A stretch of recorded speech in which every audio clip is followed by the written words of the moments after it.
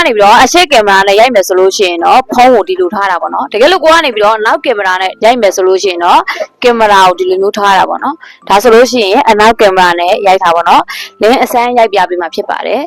တကယ်လို့ကိုကနေပြီးတော့ဗီဒီယိုရိုက်တဲ့အခါမှာအရှိကင်မရာနဲ့ရိုက်မယ်ဆိုရင်ကိုရဲ့မျက်လုံးကိုအသေးစားကြည့်ပြီးတော့ရင်စကားပြောပါဒါမှသာလျှင်သူနဲ့ကိုနဲ့မျက်နှာချင်းဆိုင်စကားပြောနေတဲ့ပုံစံဖြစ်သွားမှာပေါ့နော်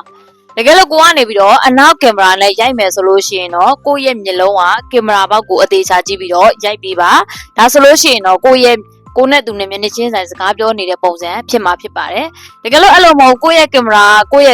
ထက်ပေါ့နော်မျက်လုံးကနည်းနည်းမြင့်နေတယ်ဆိုရင်ကိုရဲ့မျက်လုံးကအပေါ်ကိုမော့ကြည့်နေတဲ့ပုံစံပေါက်သွားလိမ့်မယ်တကယ်လို့အဲ့လိုမဟုတ်ကိုရဲ့ကင်မရာကနေပြီးတော့အောက်ကိုနည်းနည်းကျနေမယ်ဆိုရင်ကိုရဲ့မျက်လုံးကအောက်ကိုငုတ်ကြည့်နေတဲ့ပုံစံပေါက်သွားလိမ့်မယ်ပေါ့နော်ဒါကြောင့်မလို့ကိုဗီဒီယိုနော